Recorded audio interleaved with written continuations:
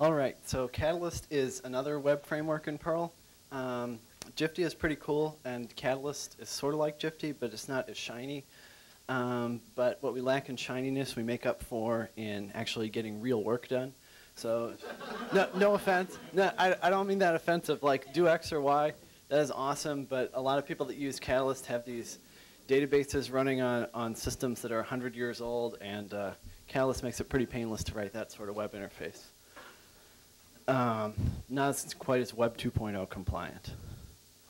All right, so our website is catalystframework.org. Catalyst is called the elegant MVC framework. We try to keep everything as simple and modular as possible. So what is MVC anyway? Well, there are three parts. The first part of an MVC app that can stand on its own is the data. We call that the model. So what does the model do for us? It does things like get me all the users, get me user foo, delete a user, and so on. The view is how we actually take all this data and show it to the user so that we can tell the view, hey, render this page, or hey, turn this user into JSON. And finally, we have the controller, which is the glue that glues the model and the view together. So something we might do in the controller is get the data from the model, and then now that we have the data, we can check some permissions on it. And if those are all okay, we can send the data over to the view. And that's basically what Catalyst is. Okay, so throughout this talk, we're going to build a small application called Blog. It's mostly not for production use. It's mostly just to see how the code fits together. There are plenty of example Catalyst apps that you can download from the web to see how they really work. I have a talk about mine later today. Yeah. Okay, so Blog. First thing we need to do is get Catalyst. All I have to do is type cpan catalyst, and then you get a nice coffee break while it's installing all the dependencies. I've never tried the no test, so maybe that's faster. Okay, so now that that's installed, you can just do catalyst.pl blog, and that'll create the blog skeleton for us. There's a bunch of output when you run that. It's not really important. So then you can cd to blog, and we run script/blog_server.pl, and there's Catalyst. If we navigate to localhost 3000, we get a pretty welcome page. It doesn't really do anything. It just says welcome to Catalyst. There's no model yet. There's no view yet. There's only this lib/blog/controller/root.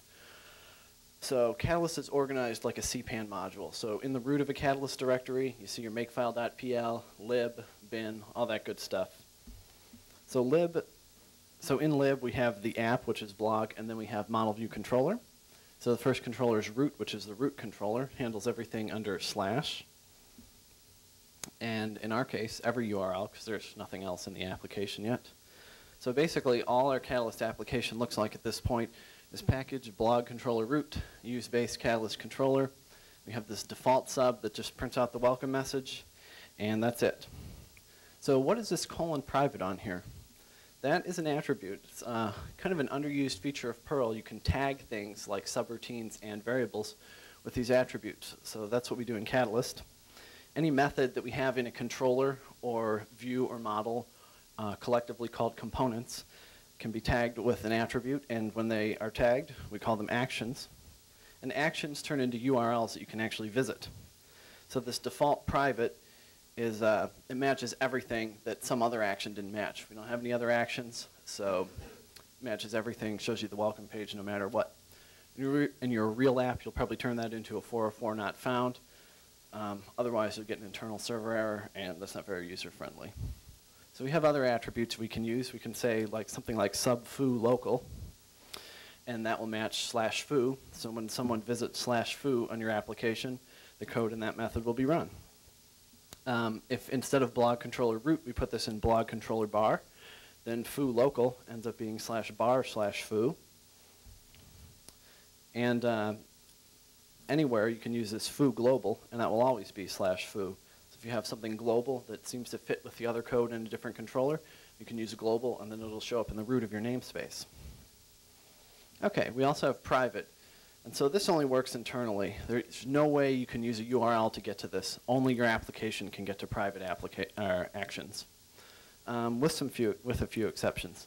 So we have default private, that will do anything. Index private, that will just match the index page, so it'll just be a / with nothing after it. And we have begin, end, and auto, which are special actions that we'll talk about in a second. Okay, so there are other schemes that you can use. We have the regex scheme. if you want to match a regular expression and get access to all the captures. We also have chained, and you can write one of these dispatch types and use whatever you want. And you can even make your own attributes to mean different things. Very easy to do. Okay, so what does our basic action look like? Let's just do this sub-action here. We can do anything we like in an action, but most of them start out with the same thing at the top here.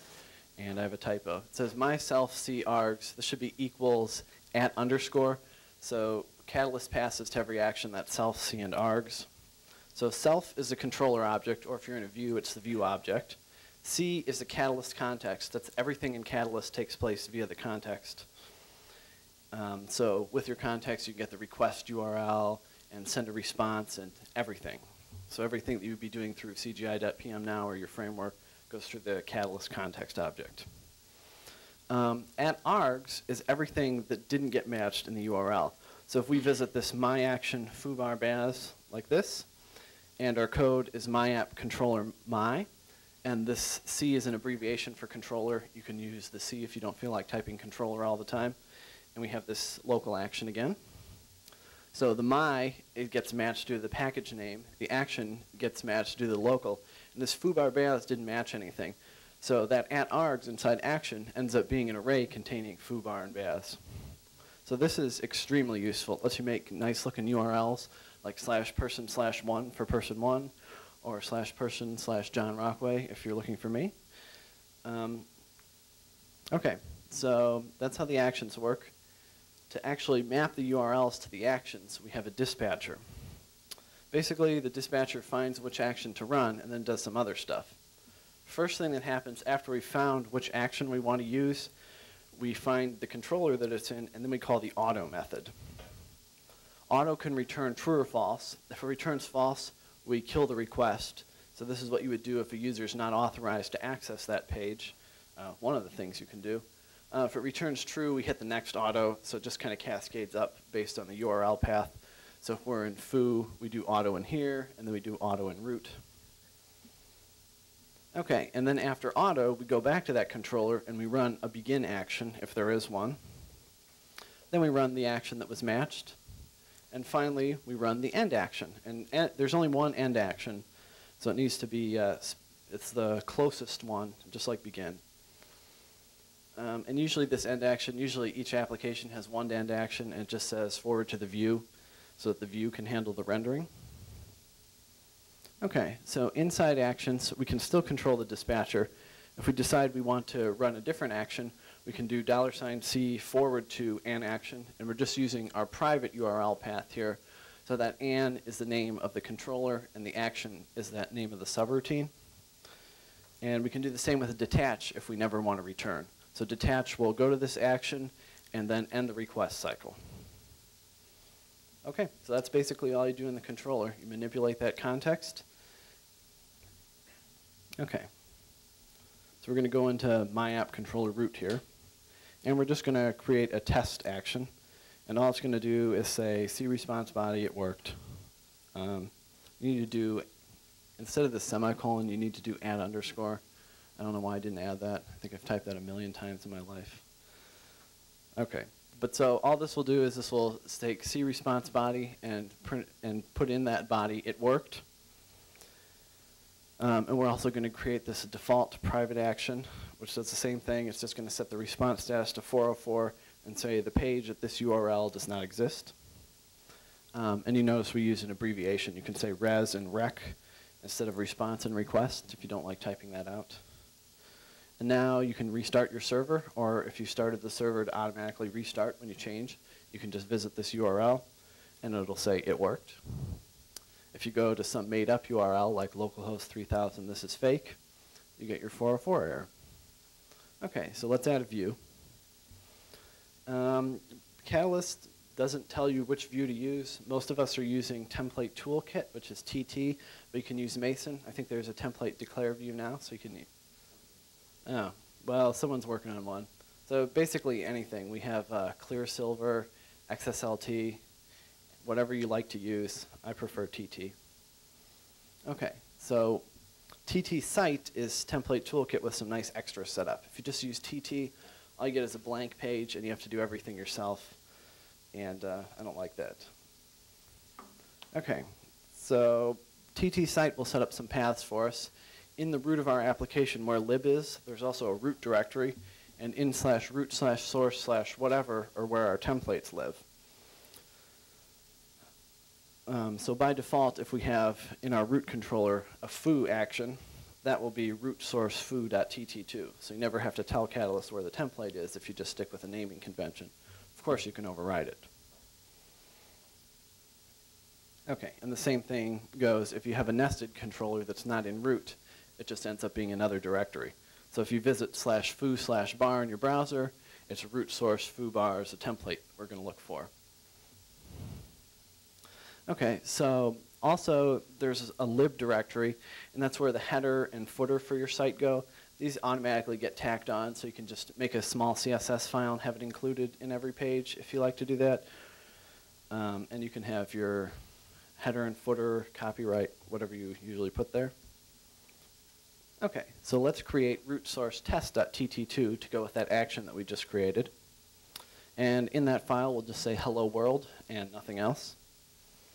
And from that test action earlier, we're just going to delete all the code. All we need to do is have that test and the attribute. And now we will visit that URL after we restart the server. And it says hello world, just as you'd expect. There'll also be some nice header and footer that TT site adds by default. Okay. So by default, we use the first view. And since there's only one view, the TT site view, that's what we use. You can override this by reading the Catalyst Action Render View manual. Okay, so let's go back to that template file, and we'll update it to actually use some TT syntax. We're going to say hello who to HTML. The who just gets the value of who from the stash and prints it out. And that pipe to HTML will filter out any HTML tags. Actually, it doesn't filter them. It converts the less than sign to the HTML entity. You can make this reverse, so you can turn on HTML by default, so it'll always do this, and then you can do no HTML. There's a plugin on CPAN for that. Okay, so now we're going to modify our test action again, and this time I got the code right. So to put something in the stash, we just say C stash, the key is who, and the value is everyone. And we're going to visit this URL again. And now it'll say, hello, everyone. If you put an HTML tag in there, you'd see what you expect. You'd see a less than sign instead of an HTML tag.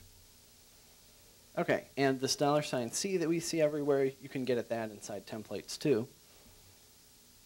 But it's called Catalyst inside TT site, also configurable. So if you want to print out the current URL inside of a template, you just say catalyst.request.uri. Or you can call methods on the Catalyst object, so you can say, you can make a link to home Catalyst URI for slash, and that'll automatically link to slash. It works for everything. If you have your Catalyst application deployed in a non-root, so if you have http://mysite.com/myapp/, that's where that slash will link to when you use URI for. And obviously, you can use URI for not inside the template. It's just Perl, so you can just do however you like. And you can do absolute or relative. So in this case, we're looking in the current location for private/path. All right, so for our blog, let's create a model so we can store some posts in here. This is going to be like a super simple blog. So we're just going to create one table. It's going to be a post table. We're going to have an ID, title, body, and a time. And SQLite doesn't care about types at all, so you can say text primary key and it'll still work. It's pretty interesting. Okay, so once we've created that database in a file called blogdb in the current directory, we're going to run that blog_create that we did to create the template toolkit view, and this time it's going to create a model for us. So we're going to say, there's kind of a lot of code here. So blog create, that'll create a model inside of our application. We're going to call the model in our application DBIC, so that'll be blog model DBIC. The helper that we're going to use to build this is called DBIC schema that we installed from CPAN. So that's Catalyst model DBIC schema helper should be installed with task catalyst by default, so you don't have to worry about it.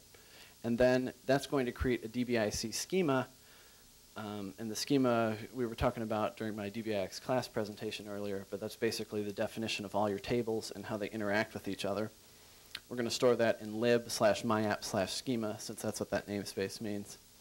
And then we say create equals static, which means look at the database and copy all the tables into our file. And finally, we just have that DBI connection string so that the schema loader knows where to get our schema from. You can also use create dynamic. If you trust schema loader to get it right every time you restart your app, it'll examine the database and look at the schema and set up your object relational mapping that way.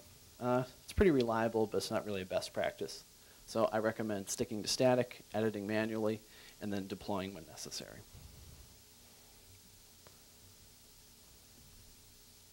Okay, yeah, so once we have this schema, we can easily deploy this to any other relational database. So even though we created it with SQLite, we can send it to SQL Server or Oracle or anything you want later.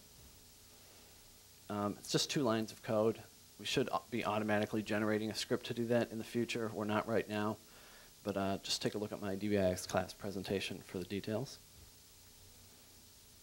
Okay, so now that we have this DBIC model, we can get at that from within a Catalyst request via the C object. So if we have that $C and we want the posts, we just say C, go to model DBIC, and get a result set called posts.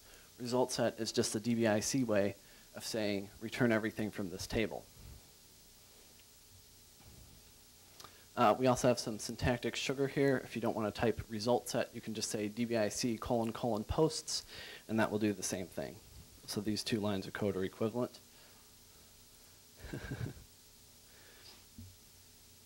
Okay, so let's create an index page for our blog. In our root controller, we're going to say subindex private, cell cargs, shift all those in. And then we get all of our posts from the database, and we put this object in the stash. It's posts, even though it's a scalar variable. It's actually an iterator that we get. If you prefer an array, you can just change that to an @, and all the posts will be copied into memory at the same time. Depends on what sort of application you have, which one you want to use. Okay, so we need to create an index.tt2 to actually render this stuff. Okay, so we just have some basic HTML, blog.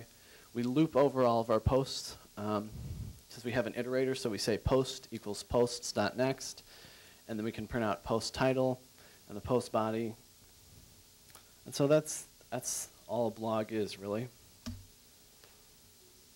If you're doing a real blog, you'd want more features. You'd want to integrate the paging and sort by date. But I don't want to cover all the database stuff. You need to do that right now. You also don't want to just take user-generated HTML and put it in the page. It could be malicious, and if it's not malicious, it just might be poorly written, and you want all of your HTML pages to validate so you can see it on your phone and all that good stuff. So Anger Whale is the Catalyst blogging done right. But it's a little bit more involved than just 2 files now, unfortunately. Okay, but so anyway, now that you've set up this blog, you can restart the server, visit localhost 3000, and now you can see your blog. So it'll just be kind of a boring text page, but there is some default CSS that comes with it, so it's not that bad. And right now we don't have any way of adding posts, so you'll just need to do insert into at the SQLite 3 prompt. Okay, but assuming we've done that, let's set up a REST interface for all of this stuff. Okay, so we're just going to create a blog controller REST to handle all of our REST stuff. There are kind of 2 schools of thought on how to do this. I see some applications put all their REST stuff in one namespace. Other applications mix in their REST stuff with the user accessible stuff from the browser. Either way is fine, but we're just going to have a separate REST controller because our app isn't that complicated anyway. So all the basic code we need to set up REST is we have blog controller REST, that's our package, and we're going to, as our base class, we're going to use the Catalyst controller REST, which contains some nice utilities for making RESTful routines. So then we specify an endpoint, and we're just going to say subposts action REST, and it works like any other Catalyst application. You can add local, global there, and that will be what matches. So then what REST mostly consists of is handling the various HTTP verbs. So there's get, post, put, and delete. So to implement one of those, if we want to implement get, we just say sub posts underscore get, and then all of our code flows like a normal Catalyst method, except it only gets called when it's a get request. And we also have some utilities. We have the self status OK. That'll return a 200 OK and send this entity, which I'll talk about in a minute. Make post entity is just a function that I wrote to turn the DBIX class object into a hash. I think you can do this automatically now, but I haven't played with it yet. And okay, so if our DBIX class search for this post ID is unsuccessful, we return status not found and an informative message. Okay, so here's the make post entity. We're just saying body is post body, title is post title, ID is post ID. And it's the same idea for post, put, and delete. You just have one of these post underscore put, post underscore post, post underscore delete, and you're all set. The other thing that happens here is that since it's REST, the client will be sending data in some sort of format. So Catalyst Controller REST will actually handle any format. So if your API client sends in JSON, it'll see that it's JSON, it'll deserialize that data and make it available to the application. Same goes for YAML, the PHP serialization, storable. There are like 10 of them. So pretty much very easy to create an API for anyone to use. And when we did this entity here, this gets serialized through one of our serializers. So if the client sends a request saying, I prefer YAML, it'll send it through the YAML serializer and they'll get YAML back. If they prefer JSON, they'll get JSON, and so on. That all gets handled automatically. All you have to do is put the data into the entity, and you don't need to worry about any of the details of getting data back to the client. Hopefully, if we have some time, I can show you one of these applications that I have. And thanks to the different way browsers work, depending on which browser I visit in and what its preferences are, in Conqueror, it'll serialize to YAML. In Firefox, it'll serialize to XML, since they send that in the accept header first. So I think it's pretty cool. Okay.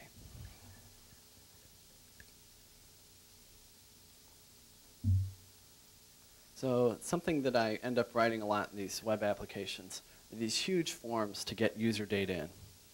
I hate forms. They're a big pain to code. I have to do tons of HTML that I don't like.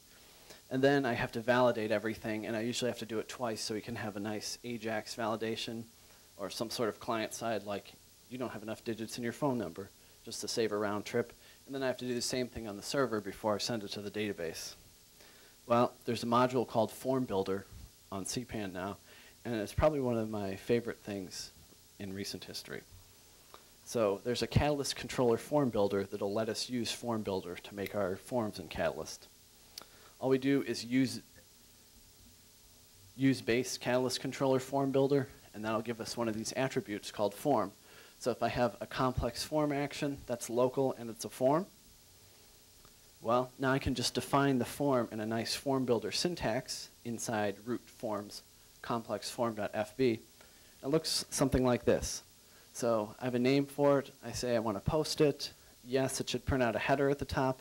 The title is fun form, and then all the fields. So I have color, and it'll give me a drop-down box with the choices. It's required, but you can also type in your own color. I have a big text box for typing in an essay. It's not required. And then I have phone and email, and that'll run through Form Builder's automatic validators. So if you're in the US, it'll make sure it's a US phone number. Instead of phone or email, you can also stick a regex in there, and it will automatically generate JavaScript to validate on the client side. Even if you use your own regex, it'll automatically generate Perl to validate on the server side. So if your users have JavaScript turned off, they'll have another round trip to the server, and all the fields will be highlighted in red. Or we'll try and do that in JavaScript on the client side if possible. Okay, so for the template, we don't need very much. Form Builder has a default HTML rendering. I like the way it looks, so I usually use the default. So I just say form builder render, and that'll print out all the HTML I need for my form. You can pick into this form builder object as deeply as you want and get control over every field in the form. But then you might as well just write the HTML yourself, in my opinion. Okay, so what do we need to do in the controller to use form builder? Well, it's pretty much like any other method, self, C, args, all that good stuff. And then we have form equals self form builder to get the form builder object.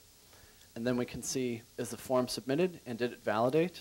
If those are both true, then we add the data to the database and redirect somewhere else or say, hey, we added your record, everything was okay.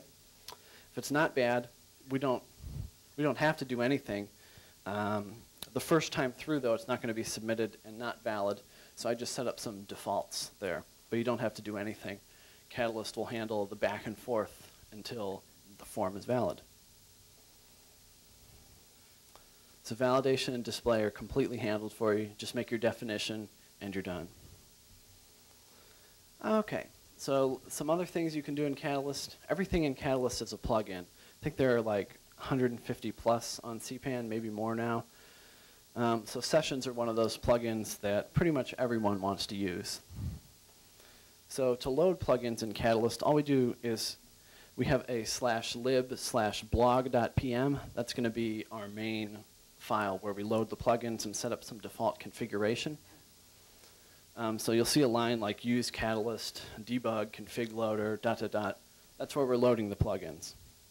So we're just going to add 3 more plugins. We're going to add session, and sessions need to be stored somewhere, so we're going to add session store fast mmap. And we need some way for the user to tell us what their session ID is. So we're going to load session state cookie for that. You can also have the session stored in the URL instead of a cookie. For security reasons, people don't do that anymore, but the option is available for you if you prefer that. And a lot of people, fast mmap is fine if you only have one web server, but as soon as you have more than one web server and you don't have your load balancer set up to do session affinity, then you'll want to use DBIC and store your sessions in the database so that any one of the web servers in your cluster can easily get at the session. It's up to you, though. You get to decide. Okay, so basically all we do with sessions is once we load the plugin, we have this cSession method now. And if we want to store bar as foo in the session, we just do like that, just like with the stash. And now that value is remembered between requests. So now we have some sort of persistence, a per user stash, basically. When we want to read that, we just say cSession foo like that. Okay, so in addition to the stash, we also have the flash. And I think we stole this from Ruby on Rails, but it's a good idea. Instead of session, we say flash foo bar. And then a request passes. And we're back in our controller. And now this foo, which is set to bar, is magically inside of our stash. Okay, so another request passes.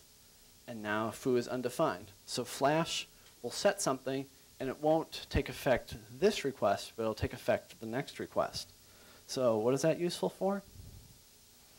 Well, for the old style, without sessions, you would do something, put an error message in the stash, and then detach to your error page and say, sorry, you messed this up, too bad. That is not good. Because what happens, the page content changes, but the URL at the top in the browser stays the same. So that's hard for, proxies to cache and that sort of thing, because the URL never changes even though the content inside is changing. I don't like that. So Flash provides us with a solution. Instead of cstash, we say cflash error, learn to read, or whatever your form validator says. And then we do an HTTP redirect to that error page. So this syntax is kind of nasty, and we're going to change that to C redirect in the next version. But now we're just saying, put a header on the response to redirect to the URI for error page. And then we detach to cancel the rest of the processing. Okay, so when we land on that error page, the flash gets turned into the stash. And the error page will work exactly the same as it did before, except now the URL bar will say error page. So we can cache that. It's clean, and we didn't need to make any code changes. We just changed stash to flash, but our template stays exactly the same.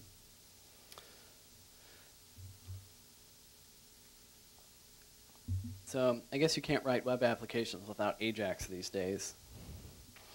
When I first started using AJAX, there was a lot of repetitiveness. I had my whole interface for normal users, and then I had like a minimal AJAX subset, and I just made that as I needed. And then I ended up writing a REST interface, so I had a regular interface, an AJAX interface, and a REST interface. That's not good. We already have a REST interface, and that outputs JSON, which is good for JavaScript because it is JavaScript. We already have templates to say how to render pieces of data into HTML. We don't want to rewrite those either. So what's the solution? We have Jemplate. Jemplate is the template toolkit, but written and compiled to JavaScript. So I think it's the simplest AJAX method I've used so far. I really like it. It feels right for me. It doesn't have flashy features like I know with Scriptaculous you can have like fade out to yellow and all that good stuff. Jemplate plays very nicely with these frameworks, so you can use your favorite Dojo widgets or whatever when you want to add neater effects. But for me, just plain Jemplate is fine. So setting up Jemplate to work with Catalyst requires a few code changes. First, we need to create a root Jemplates directory to give some place for the Jemplates to live. Then we use that blog create application or myapp create to create Catalyst View Jemplate, which handles compiling the Jemplate to JavaScript, caching that, and then sending that to the client. So basically, all of the Jemplates get compiled from Template Toolkit into JavaScript, and this view will handle sending the JavaScript to the client. And they only need to do that once per your application, so it's mostly just a cache hit. We also need to load Catalyst plugin cache, so we have somewhere for Jemplate to cache. Okay, so then there's just a configuration option, which I hope I have time to show you all the code. And we just need to add, we just need to tell View Jemplate to compile everything in root Jemplates. And then the last thing I do is View Template Toolkit. I tell that to also look in root Jemplates for templates, because they're the same. So when I want to reuse them, I just move it to the Jemplates directory so the JavaScript can get at it, and Template Toolkit can still see it and render it on the server side. So that's the hardest part of using Jemplate, just getting all the little bits and pieces set up. It's very well documented now, so there shouldn't be any trouble. Okay, so I already went through this. On the client side, all we do is in our HTML, we add something like a onClick equals Jemplate.process, and Jemplate.process is a magic method that does everything for us. So the easiest way to do it is we say the template name, the path to the REST action that we want to get at that'll return JSON, and then we do a pound and a CSS ID to replace with the rendered output, the JSON plus the template. And that's all there is to doing AJAX. You just basically transfer some of your template rendering to the client side, bind that process to JavaScript events, and there you go. And you're using your REST API to get all the data. Right now it only does get, but I think I'm going to add post, put, and delete soon. I was going to ask Ingy yesterday, but he's kind of sleepy, so maybe tomorrow. Okay, so the next big thing that everyone wants is authentication and authorization, because your app is kind of useless if everyone can get in and screw around with other people's data. Okay, so we have a ton more plugins that we need to load. There's authentication to get the basic authentication functions. Then we need some place to store users, so there's a ton of authentication stores. There's authentication store LDAP to get users from LDAP. There's authentication store DBIX class to get users from a table in your database. There's HTPassword to just get it from Apache password file. So whatever works for your application, just load that one. Then there's a credential. So to authenticate a user, usually we use username and password, and that's the password credential. But you could also use OpenID, LDAP, Flickr. They're like 100 credential plugins. So if you want your users to log in with their Flickr password, just say authentication credential Flickr, and there you go. Okay, and authentication and authorization are different, but usually you want both. So we're going to load the authorization plugin and the authorization access control list plugin. Okay, so there's a ton of configuration that hopefully I can show you at the end. It's mostly cut and paste out of the man pages and just tweak it to fit your application, what table the users are stored in, that sort of thing. Okay, yeah, I use the DBIC variant, and I just cut and pasted the schema from the man page. It's pretty much the same thing as the users and groups schema that I was talking about during my earlier presentation. Okay, but so once we have all those plugins set up and configured in our application, using it is really simple. To log in a user, we just get their username and password from a form, and we call clogin username password, and if that succeeds, the authentication was successful. So this login will handle hashing the password, checking against the database, checking to see if their account's enabled, all that good stuff. And if that fails, then they're not logged in, and you can send them to an error page, let them try to log in again, send the police an email, whatever you like to do. Okay, and once you're logged in, that authentication success is stored in the session, so that's why we loaded the session plugin first. And now we have this C user. So this user is a user object, and it depends, what is in here depends on which backend you're using to store. So in DBIC, this is just that result set from DBIX class. With LDAP, it's an LDAP result set. With HT password, it's just a hash. So that's where all the user data is stored. And you can read and write from this as you see appropriate. When the user's done with their session, they just need to hit a logout. You can just create a logout page that calls clogout, and that'll destroy their sessions. Okay, and another thing is there's another plugin on CPAN. And what you can do is you can have 5 minutes. Okay, you can have your session. So when a user hits a site, say you have a shopping cart site, they're going to put a bunch of books in their shopping cart. And so when they go to pay for it, they're going to log in. And normally login would create a new session, but you don't want to do that. So there's a plugin that'll go between, it'll copy the anonymous user session into like the user object. So just, that's linked from the man page. Take a look at that. I think it's pretty neat. Okay, so I like to do my ACLs by just writing them all down. So in my app, I just say, if I want only people with the role viewer to be able to access /person, I just put that ACL in there, and I do the same for search and addresses. And some things I always allow access to. So I always allow access to the index page, the login page, and in this, where I copied this from, the REST does its own authorization with an API key. Okay, the ACL, we'll call this access denied method in root.pm if the user doesn't have permission to visit. Okay, so the other thing you can do with just the plain authorization plugin is you get a bunch of methods like check any user role, and that just returns true or false, so you can have a bunch of conditionals right inside your action. Okay, so there are like 100 more plugins you can get from CPAN.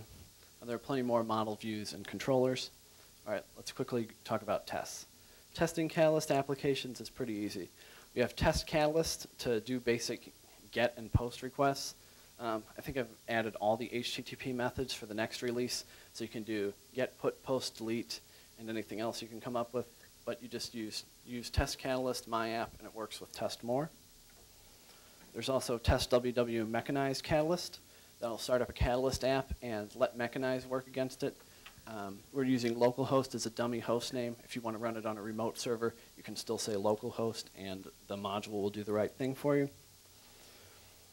Okay, and finally there's Test WW Selenium Catalyst, which is in beta, but that'll start up a Selenium server, a web browser, and your Catalyst application, and then you can run Selenium tests against your application. Okay, so yeah, so I wrote this a couple months ago, and nobody's reported any bugs, which means there aren't any, right? So please try it out and let me know what I need to fix. Okay, so last thing is deployment. You can deploy your application to FastCGI or mod Perl, it doesn't matter. Or you can use the standalone server that we use for development. Some people are doing this just behind mod proxy. I guess it works for them. In the future, we're planning on doing something Perlish with like Perl-Bal or AXKit, because we don't like FastCGI and mod Perl anymore. So Perlish is the way to do things. Last thing I like to do for deployments is I just type make catalyst par in my application directory, and that'll package the entire app and all the dependencies in one nice file. Then I can just push this to my server, point my FastCGI at it via httpd.conf or whatever you use, and your app is deployed. So if your dev server and your production servers are the same platform, this makes deployment really quick and easy. Okay, so that's Catalyst. Flexible, reliable, elegant. You have infinite possibilities. You get to write your application how you want to. You don't have to go to anybody's blog and listen to them tell you how they think you should write an application. You just pick the components you want for yourself. So come visit us, #Catalyst on irc.perl.org. I think it's the biggest channel there, lots of activity. We'd be happy to answer your questions in any language. So any questions for me right now? 何かご質問ありましたら。You're all just so amazed.